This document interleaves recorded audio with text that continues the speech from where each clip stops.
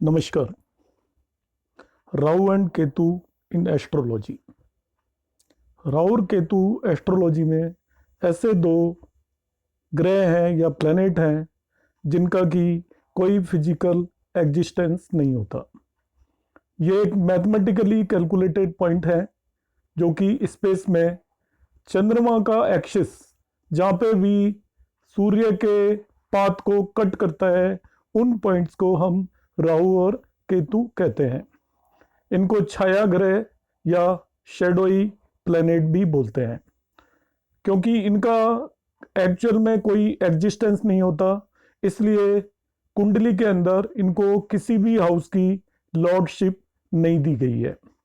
अब जब राहु और केतु को हमने किसी भी हाउस की लॉर्डशिप या स्वामित्व नहीं दिया है, तो हम कैसे डिसाइड करेंगे कि राहु और केतु किस जगह पर अच्छे फल देंगे और किस जगह पर बुरे फल देंगे।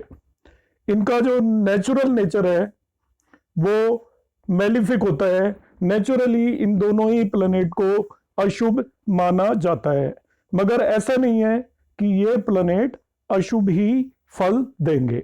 राहु और केतु कुंडली के अंदर शुभ फल देने में भी कैपेबल होते हैं। तो आज मैं यहाँ पर डिस्कस करने वाला हूं कि राहु और केतु कब बेनिफिक या शुभ होंगे और कब मेलिफिक या अशुभ होंगे। राहु और केतु शुभ होंगे, इसको डिसाइड करने में पहला फैक्टर होता है कि राहु और केतु कुंडली में किस घर के अंदर प्लेस्ड हैं या बैठे हुए हैं। त्रिकोण भाव हमेशा बेनिफिक माने जाते हैं। तो त्रिकोण भाव पाराशरी के हिसाब से आपका फर्स्ट हाउस, फिफ्थ हाउस और नाइन्थ हाउस होता है। ये तीनों भावों को बेनिफिक या शुभ माना जाता है। तो कोई भी राहु या केतु जब भी इन तीनों में से किसी भी भाव में बैठे हों तो वो शुभ फलदायक होंगे और शुभ ग्रह की तरह काम करेंगे, पहला नियम। दूसरा, यदि वो इन त्रिकोण भावों की बजाय यदि केंद्र भावों के स्वामी हो जाएं, तो केंद्र भाव है आपका फोर्थ हाउस, सेवेंथ हाउस और आपका टेंथ हाउस। यदि इन हाउसेस के वो लॉर्ड हो जाएं तो वो आपके न्यूट्रल हो जाएंगे, सम हो जाएंगे। ना ही वो अच्छे फल देंगे ना ही खराब फल देंगे। इसके बाद बात आ जाती है मेलिफिक हाउसेस की। थर्ड हाउस मेलिफिक हाउस माना जाता है, सिक्स्थ हाउस मेलिफिक माना जाता है और 11th हाउस मेलिफिक माना जाता है। यदि वो इन भावों के स्वामी हैं और इन भावों में बैठे हैं, स्वामित्व तो राहु और केतु पे होता ही नहीं है, तो भी वो आपके मेलिफिक या अशुभ हो जाएंगे। आठवां घर भी अशुभ घर माना जाता है, तो राहु और केतु आठवें घर में जाके अति अशुभ हो जाते हैं। दूसरा और 12वां भाव समभाव माना जाता है, तो राहु और केतु यदि दूसरे और 12वें भाव में हैं तो वो सम या न्यूट्रल होंगे। तो राहु और केतु यदि केंद्र में बैठे हैं तो भी न्यूट्रल होंगे, सेकंड एंड 12th हाउस में भी न्यूट्रल होंगे, मगर वो त्रिकोण भाव में 1, 5 और 9वें भाव में हैं तो वो शुभ फल देंगे। अब दूसरा केस आता है कि यदि राहु और केतु अकेले नहीं बैठे हैं, ये सभी फल उस केस में थे जब वो अकेले इन भावों में बैठे हुए हैं। यदि उनके साथ कोई और भी प्लैनेट बैठा हुआ है, कोई और ग्रह बैठा हुआ है, तो वो स्थान के साथ साथ उनके ऊपर साथ में बैठने वाले ग्रह का भी असर होता है और दोनों के कॉम्बिनेशन से वो फल देंगे। जैसे मैं एक एग्जांपल के लिए ले लेता हूं, यहां पर राहु 5वें घर में प्लेस्ड है, या राहु है और राहु के साथ में मैंने यहां पर मरकरी को बिठा दिया है। मरकरी बुध इस कुंडली के लिए मेलिफिक या अशुभ ग्रह है, क्योंकि बुध एक तो 12वें घर का स्वामी है जो कि आपका न्यूट्रल है और दूसरा थर्ड हाउस का स्वामी है जो कि आपका मेलिफिक होता है। तो दोनों के कॉम्बिनेशन से बुध इस कुंडली के लिए मेलिफिक प्लैनेट है या अशुभ प्लैनेट है। अब राहु क्योंकि 5वें घर में बैठा हुआ है, तो 5वें घर के प्लेसमेंट के हिसाब से राहु को शुभ फल देने चाहिए, मगर राहु मरकरी के साथ बैठा हुआ है तो मरकरी भी राहु के फलों को अफेक्ट करेगा। अब मरकरी क्योंकि इस चार्ट में मेलिफिक है, इसलिए मरकरी का मेलिफिक इफेक्ट भी राहु के ऊपर पड़ेगा। और यहां पर राहु का आपको इफेक्ट देखना है तो हमें इन दोनों का ओवरऑल कॉम्बिनेशन देखना पड़ेगा और उसके बेसिस पर हम डिसाइड करेंगे। अब यहाँ पे मरकरी का जो मेलिफिक इफेक्ट है वो राहु के शुभ अशर के कंपैरिजन में ज्यादा है, इसलिए ओवरऑल यहाँ पर राहु बेनिफिक प्लैनेट की तरह बिहेव नहीं करेगा। इस केस इसमें हम एक और एग्जांपल ले लेते हैं कि हमने सपोज राहु को यहाँ पर प्लेस किया हुआ है इसी जगह पर, और राहु के साथ में यहाँ पर हम प्लेस कर देते हैं सपोज ये हम मार्स रख देते हैं।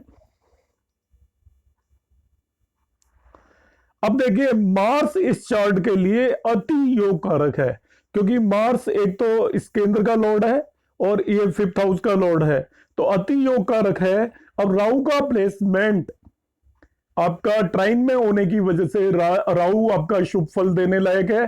साथ में आपने यहाँ पर functional benefic strong benefic planet Mars को इसके साथ प्लेस कर दिया, तो राहु इस केस में अति योग कारक हो जाएगा।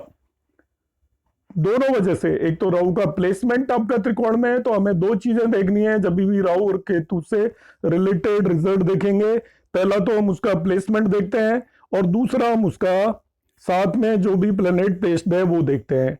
एक तीसरी भी पॉसिबिलिटी होती है, संभावना, कि राहु के साथ यदि दो प्लैनेट आपके आ गए, उनमें एक बेनिफिक हो गया और एक मेलिफिक हो गया। यही मैं एग्जांपल ले लेता हूं कि राहु को मैंने यहीं पे प्लेस किया हुआ है, साथ में मैंने इसके पास में आपका मार्स प्लेस कर दिया है और तीसरा प्लैनेट मरकरी भी प्लेस कर दिया है। अब हम कैसे डिसाइड करेंगे, क्योंकि राहु का खुद का प्लेसमेंट तो बेनिफिक है क्योंकि वो त्रिकोण में बैठा हुआ है, साथ में आपने एक मार्स बिठाया जो अति योग कारक है और दूसरा मरकरी बिठाया। तो इस केस में जब भी हमें राहु की नेचर का मालूम करना हो तो हम देखेंगे कि राहु इन दोनों में से किस प्लैनेट के क्लोजर है।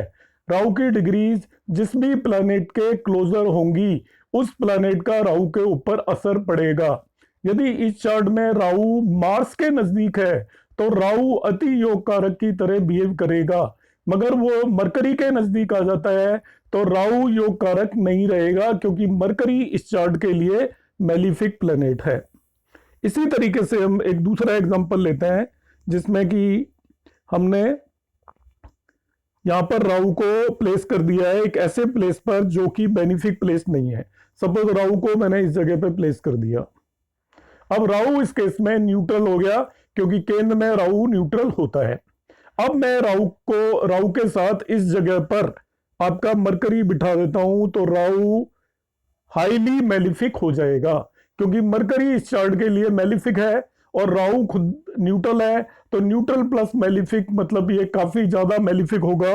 और इसी जगह पर यदि मैं मार्स प्लेस कर देता हूं तो राहु न्यूट्रल होते हुए भी मार्स के कंजंक्शन की वजह से यहां पर योग कारक की तरह बिहेव करेगा। तो एंड में ब्रीफ में जो दो पॉइंट ध्यान रखने हैं राहु और केतु की नेचर को जानने के लिए। पहला पॉइंट, राहु की नेचर यदि वो अकेला है तो वो उसके प्लेसमेंट पर डिपेंड करेगी किन हाउसेज में बैठा हुआ है। त्रिकोण हाउसेज में बैठा हुआ है तो वो शुभ होगा या बेनिफिक होगा। केंद्र हाउसेज में और सेकंड और 12th हाउस में बैठा हुआ है तो वो न्यूट्रल होगा। बाकी हाउसेज में 3, 6, 11 और 8th हाउस में बैठा हुआ है तो वो मेलिफिक होगा। यदि राहु अकेला नहीं बैठा हुआ है तो दूसरा प्लैनेट उसके साथ है, तो अब राहु का बिहेवियर अपने प्लेसमेंट के साथ साथ उस प्लैनेट पे भी डिपेंड करेगा। यदि राहु का प्लेसमेंट बेनिफिक है मगर उसके साथ कोई भी आपका मेलिफिक प्लैनेट बैठ गया है तो हम दोनों का ओवरऑल इफेक्ट देखेंगे कि वो दूसरा प्लैनेट कितना ज्यादा मेलिफिक है और उसके बेसिस पे हम राहु का नेचर बताएंगे। तीसरी बात, राहु यदि मेलिफिक पोजीशन पे बैठा हुआ है और उसके साथ बेनिफिक प्लैनेट आ जाता है तो वो उसकी मेलिफिक नेचर को भी रिड्यूस करेगा। नेचुरली राहु एक मेलिफिक प्लैनेट होता है। अकेले राहु को आपने जब भी वो किसी भी प्लैनेट के साथ कंजक्टेड है तो राहु किस तरीके से बिहेव करेगा, नेचुरली वो मेलिफिक बिहेव करेगा, मगर अपनी दशा और अंतर दशा में उसका प्लेसमेंट इंपॉर्टेंट हो जाता है। वो अपने प्लेसमेंट के हिसाब से आपको फल देगा। धन्यवाद।